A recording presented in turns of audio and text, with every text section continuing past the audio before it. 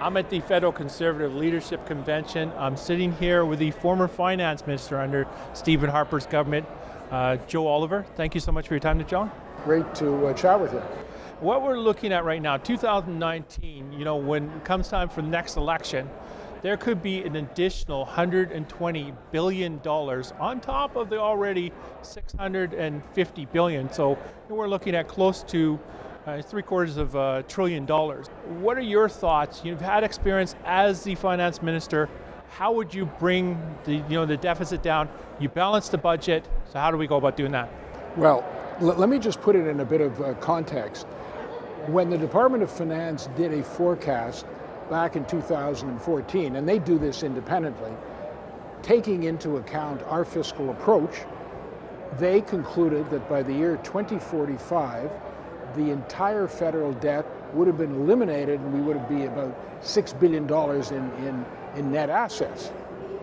2 years later, the day before Christmas, last year, the Department of Finance did another forecast, and they concluded that very same year in 2045, the debt would have increased to $1.5 trillion, saddling the Canadian population with interest of $86 billion that year alone. So the difference is stark, and the fiscal situation will become dire. And it's all because of a different approach to fiscal policy. What we need is a degree of prudence. We do not need austerity.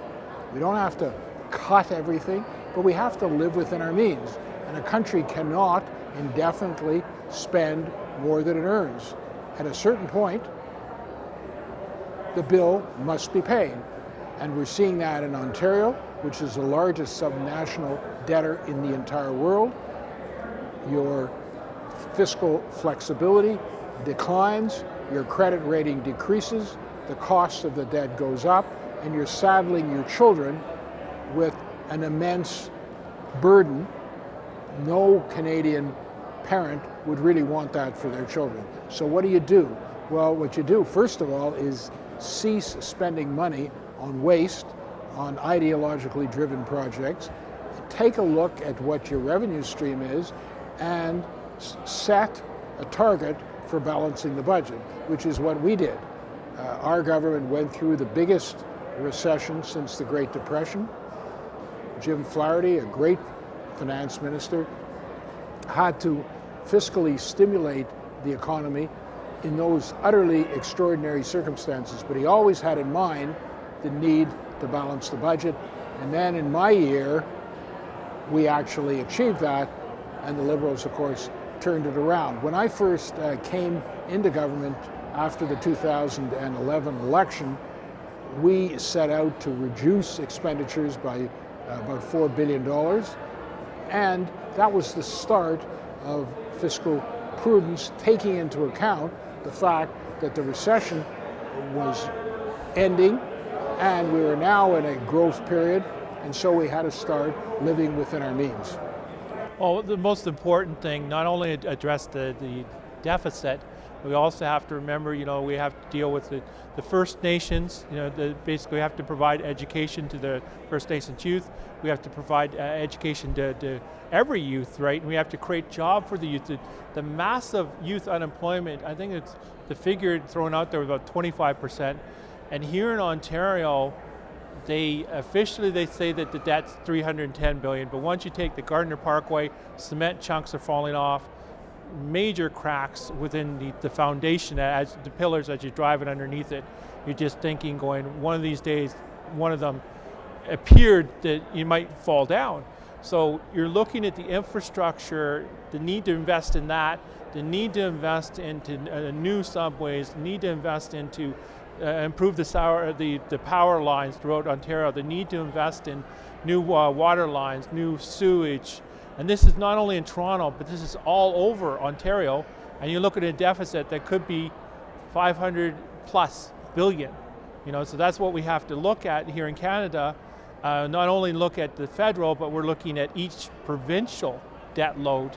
And that, I think all provinces need to start working together and we need to tear down the tariffs within all of the provinces, and let's start trading together and acting like a real country. I want to get you to comment. You got a lot more experience in all that stuff than I do. Well, I think what you're focusing on is the critical need for economic growth, because that's how you afford to provide the social services that Canadians need. First Nations, youth, the disabled. I mean, we have in this country a wonderful safety net, but it's becoming increasingly unaffordable because so much of a part of our government revenue has to go to pay off debt. You get nothing out of it, but you're obligated to pay it. So, we don't want to exacerbate the problem and create a greater problem for our children. I mean, remember, we don't benefit from the extraordinary debt that the Liberals have added in the last year and a half. They talked about a modest deficit to try to stimulate growth in the economy. Well, that so-called modest $10 billion deficit almost tripled, and it didn't have the effect of juicing up the growth rate. So we really didn't get anything out of it other than the fact that we got another $30 billion each year, which is going to keep mounting. The bulk of the expenditure was supposed to go to infrastructure. We, as a Conservative government, had the biggest infrastructure program in Canadian history. They wanted to spend more, but in fact, very little of the almost $30 billion in deficit has gone to infrastructure. And that part that's labeled infrastructure isn't necessarily infrastructure at all. So you therefore don't get the longer term benefits. If you put money into roads, or let's say a bridge like the bridge between Windsor and Detroit, you're talking about billions of dollars of trade. That's a critical infrastructure project which is going to sustain and increase economic growth.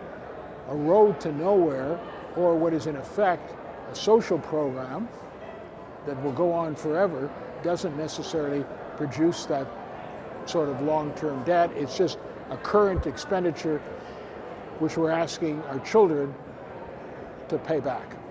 Well, that's awesome. Thank you so much for your time. You're most welcome.